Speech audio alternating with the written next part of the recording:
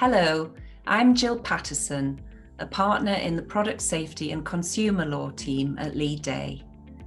Today I'm joined by Sarah Green, the CEO of the Katy Piper Foundation.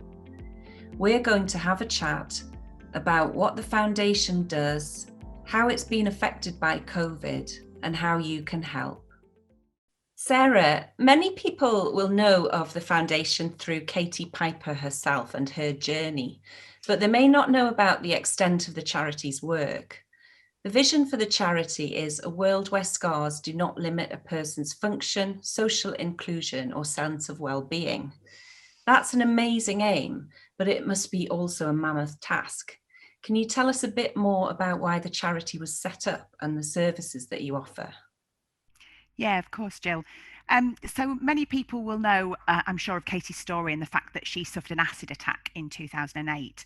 And after that, she received amazing emergency care and support from the NHS. But she then went for a rehabilitation stay at a rehabilitation centre in France. And following this amazing care, came back to the UK and could see that there was a massive inequality in who could access intensive rehabilitation, and therefore set up the charity with the ultimate aim of providing rehabilitation for survivors of burns. The charity was set up actually 10 years ago, and during that 10 years, we've been through a huge journey, really heading towards this point where we could help survivors in this way. So at the beginning of 2019, the UK's only intensive residential adult rehabilitation centre for survivors of burns was set up. And we, because of COVID, which I'm sure we'll come on to talk a bit more about, had to move that to be a digitally provided service known as Rehabilitation at Home at the beginning of 2020. So rehabilitation has been a sort of a slow build, I suppose, over the last 10 years. But during that time, we've been providing support for survivors of burns through our restoration services. So where they want their features or hair restored through hair replacement systems, hair transplant surgery, medical tattooing, we've been able to do that. We're really sort of trying to look at every way in which we can help survivors of burns, including obviously the work that we're starting to do with Leigh. That's a massive range of things on offer that I suppose a lot of people probably won't know about. I think it's really important to get the message out that the charity doesn't only support survivors of acid attacks, but also survivors of burns who have been involved in other really terrible incidents like house fires or road traffic collisions. Can you tell us a bit more about the range of people that you work with? Yeah, do you know, I think that's a really valid point, Jill. I think because of what happened to Katy, there is a perception that the charity just support people from acid attacks. As you say, there's been a whole wide range, be that through our residential rehabilitation or our rehabilitation at home. We've got a lady that we're supporting at the moment, actually, who was one of our first rehabilitation at home patients who had necrotizing fasciitis, so of a skin eating disease. And she's not the first patient that we've supported with that particular condition. She'll be waiting to be one of our first patients when our residential services reopen as well. We've got 3 people that we're working with at the moment who are all from road traffic accidents, and we've been doing a lot of work with them on rehabilitation at home, helping provide personal training sessions for them all as a group. We had in 2019, we had a gentleman who was involved in an oil rig explosion. And we've had, as you say, house fires as another area that the survivors we work with have how they've incurred their injuries. For example, one lady where her dress caught light from a candle. So as you say, a really broad range of incidents that bring survivors to need the support of the Katy Piper Foundation. Do you think there's been a change in people's perception of survivors of burns and people with scars since the foundation was established? Yeah, I do think there has actually. And survivors themselves play a huge part in that. They are real sort of trailblazers in ensuring that they're seen. I think we see so much of this online and on social media. I mean, we've as a charity have got over 50,000 followers now, and so we're able to influence that perception. But also, Katy herself, as we've seen, she's fronted huge global beauty brands. She was the first survivor of burns to be on a primetime competition show, Strictly Come Dancing. She's obviously now really involved with songs of praise, and I think all of those things have really helped. But I still think that we have a long way to go with this, and that for people to truly understand the health struggles, that it's not so much about how people look, but how their burns and scars physically and mentally affect them. And I think that we need to have greater conversations about that with commissioners and funders as well, to sort of help that whole piece. And you've got some amazing ambassadors as well, haven't you? Survivors themselves who talk about their journeys and what the charity has done to help them. I've met a couple of them, and their stories are incredibly inspiring. Yeah, I agree, absolutely. From speaking with survivors that I've helped in my career, I've got a sense that the holistic approach of the charity is really important. And I suppose that follows on from what you were just saying about all of the different ways that someone is affected. It's not purely visual. And I suppose that's really important in helping them with their rehabilitation as well. Can you tell us more about the different formats that rehabilitation takes? Yeah, of course. I think whether rehabilitation is residential or whether it's at home, as we're providing it currently, the really key aspects are that it is tailored and it's bespoke and it's evidence-based. And I think that's what's been really important about the services we provide. But also, we don't impose outcomes on survivors. We work with their own goals and what is really important to them. So we had a gentleman who came into the residential service, and the really big thing for him was that he could actually bend down to the floor and play with his toddler. And as part of the work we did with him, he left the residential centre being able to do that, and that was so important for him. And while patients are in that residential setting, we also give them activities to help inspire them to make that journey and that transition into their rehabilitation as meaningful to them as it needs to be. I think the thing that's interesting in the UK is there is very little hands-on scar management for survivors once they leave their NHS care. And that's a huge part of what we deliver as part of our residential service. So we have really fantastic pieces of equipment, like an LPG endomology, which is basically an intensive skin massage, which really helps with the sort of flexibility and how comfortable scars are for survivors. So, by providing things like that, along with this kind of tailor-made package that's set by the survivors' goals, I think we provide a really holistic service for them. And cutting edge, I suppose, as well, isn't it? Yeah. The people that get to go to the rehabilitation centre are incredibly fortunate, and that goal of being able to help everyone, is a fantastic goal. Yeah, I agree, and I think you're right. When they come certainly for residential rehabilitation, they get an opportunity to access so many elements of our service. So, be it fitness, physios, yoga, sleep therapy, intimacy, time with our trained psychotherapist. It's a real rounded package. And you're right. I think it's fantastic for those that are able to attend. So, COVID must have had a massive impact on the rehab services. I mean, I've been to the centre myself to visit, and it's an incredible place. And I've seen the physiotherapists and the psychotherapist in action. How have you managed to provide some of these services without people being able to attend the centre? Well, I think we were able to adapt really quickly, which was very fortunate. So within weeks of the first lockdown, we were able to move our services so they were digitally delivered. So we've been able to help a lot of people via video calls and phone calls, and it's actually made it a very scalable service compared Mm. to our residential service. I mean, we've got a young man who is in a wheelchair, and he was able actually during our rehabilitation at home service, he was able to actually for the first time get out of his wheelchair and be able to lift weights whilst kneeling, which was such a huge development and something that we're able to do in a very virtual way.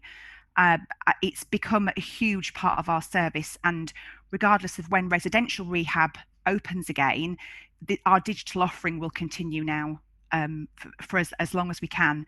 Our intention is that we will have both services running together and they will interweave, and people will receive some remote support as they do now, and also some residential support as well.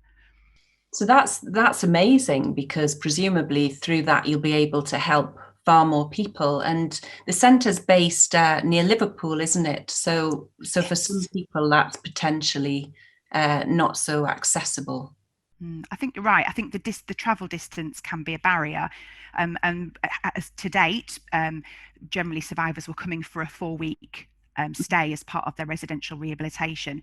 But I think the introduction of this more remote service allows us to be flexible with that, and some people will receive, some remote support, some residential, and that period of residential stay may well then vary. So Mm. I think it just allows us to look at things really differently, and be even more individualized in our approach. And potentially follow up after a rehabilitation day. I suppose it's you've got so many people that you need to help, that it must be hard. People might want to come back, and that's going to be difficult. So the online offering could potentially assist there as well. Yeah, absolutely. Yeah. So another area that we've seen COVID having a massive impact on is people's mental health. People are isolated and they can't leave their houses, and they've had restrictions on their access to vital services just generally. I've seen huge impact from working with people with burns myself on their mental health during COVID.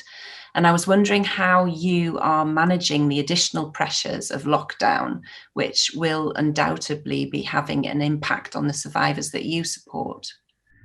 Yeah, certainly. I think in the first lockdown, we were very quick to promote something called our Survivor Supporter Line, which was really giving anybody who is a survivor of burns or with traumatic scarring somewhere to call, even if the Katy Piper Foundation hadn't been part of their support previously, even if they just needed emotional support, just somewhere that they could turn to. We also started to look more at the content of our YouTube channel and of our website to make sure that there was some really instantly accessible pieces of information and support and advice that survivors could utilise. But I think another thing that actually worked really well actually during this time, through social media, we've been doing something called Lockdown Lives on Instagram, and Mm. that's really been a fantastic opportunity for survivors to have one-on-one conversations with Katy, or survivor to survivor, where they could be really open and honest about life and how it was at that time for them.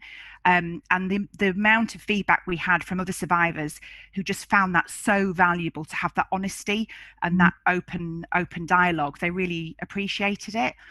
And also, this, when I talk about survivor to survivor, this is a piece of work that we've really built on during this sort of COVID period, in being able to provide opportunities for survivors to support each other. And so do you think that will continue as well post lockdown? Yeah, very much so. Yeah, we're really pleased actually, because we've just gone through a new sort of round of training, I suppose, and opportunities for 15 of our survivors who were further ahead in their rehabilitation journey, to then buddy up and support people who were earlier in their rehabilitation journey, because the power of that is immense, really. So, Sarah, now that the Prime Minister has set out a roadmap back to normality, what do the next few months look like for you and the Katy Piper Foundation and the survivors that you support? I think really it's going to be, there are three key areas that I would say we will focus on. One of them is staying really focused on intensive rehabilitation. We found after the first lockdown that Mm. survivors coming out of the lockdown actually had a greater sense of anxiety and concern about life returning to normal. So Mm. actually it's really important that we give the right support and services, mainly through our psychotherapist, to be able to support people during that time so they feel that confidence to go back out and approach life again. So I Mm. think that's going to be a really important element for us. Also, I'd say the second one is our restoration services. So where salons are open again, obviously those that have got hair replacement systems need to be able to get back out there and get new systems, get those replaced, because some people haven't been able to have their systems repaired or replaced and actually don't have a system at all at the moment. So actually being able to make sure that they are able to have that opportunity, because actually that's what allows them to get out there and feel they have the confidence to go out there and have that social interaction with others. And I think the third thing for me will be about focusing on our fundraising, and how we power that up, and how we reach out to case managers and to those in the legal profession to see how we can get survivors care funded. That's going to be a huge consideration for us next. So it's been incredible to find out how you've worked around COVID and all the extra services that you've been able to offer. How can the person at home listening to this vlog, how can they get involved and help so that they can help you to raise funds to ensure that you can carry on offering these services? Yeah, so as we know, it's 2020 saw a huge impact on income generally, but for the Katy Foundation, we lost a third of our income. And at the same time, as you say, we've introduced new services. So we've not just got a residential service, but we've got a rehabilitation at home service. So it's almost like double the pressure. So we Mm. really have got to look at ways in which we fundraise and which we build our income. We have been so fortunate in that time that the team are really engaged, that we've got supporters that are really close to the Katy Piper Foundation, that have really adapted the ways in which they've supported us. So certainly last year saw a lot of individual and home fundraising, with anything from online dance-a-thons to auctions where people were selling sunflowers in their communities. It just really did vary. But we've also been able to really reach out to charitable foundation trusts, philanthropists and companies, and they're all actually able to make a huge difference to what we do, but we obviously need more. So what I would say to anybody listening to this, if you're an individual and you want to get involved in fundraising by doing something you love and being sponsored, there are ways in which we can support you with that. It might be that you want to support us through the fact that we have our own lottery that people can play every week. There's lots of digital solutions to fundraising that we can kind of guide you towards. If somebody is part of a company and they want their company to get involved, or clients and suppliers of their company, the team would be really happy to sort of have those conversations with you. Or if you happen to know a trust or foundation that you think could be able to support the foundation, again, that would be fantastic to hear. I think always check our social media channels, always look on our website, because we have got great ideas on there too. And your team are very friendly, aren't they? Yeah, So anybody who wants to ask how they might be able to help, I'm sure they can guide them in the right direction. yeah, absolutely. And then in terms of plans for the future then, so we've covered the rehabilitation centre is going to reopen again, and you've also said that some of the services that have developed through lockdown are going to continue online. What else does the future hold in store for the foundation? Do you think you might be opening more rehabilitation centres across the country? I think it's really hard to say at the moment. I think that we need to kind of unpick the post-pandemic world and see Mm. what that looks like. I think that there's going to be lots of change potentially in the world generally, as we move through, and I think we're going to have to be able to react and adjust to that. I think the most important thing for us is that we provide meaningful, impactful care that's flexible for survivors. And I think that should always be the focus. I think that we need to make sure that we work well with all those organisations that work in burn care, with the NHS, with mental health. I mean, we've learned a lot from our peers in the NHS in providing the services that we do. And we want to make sure that we're all part of that sort of shared circle of learning. And I think that's got to be a huge driver at the centre of what happens next, really. I think as a charity, we are very passionate about equal access for rehabilitation. So we do work with people who have addiction issues. We do work with people who live in remote rural areas. We do work with people where English isn't their first language. And we need to make sure that all those people get equal access to rehabilitation. So who knows what the new world will bring. Well, thank you very much for telling us all about it. We'll pop some links up to the foundation at the end of this vlog. And hopefully we can have another chat in 6 months or so to find out how you're getting on. Lovely. Yeah, that would be great. Thank you, Jill. All right, thank you.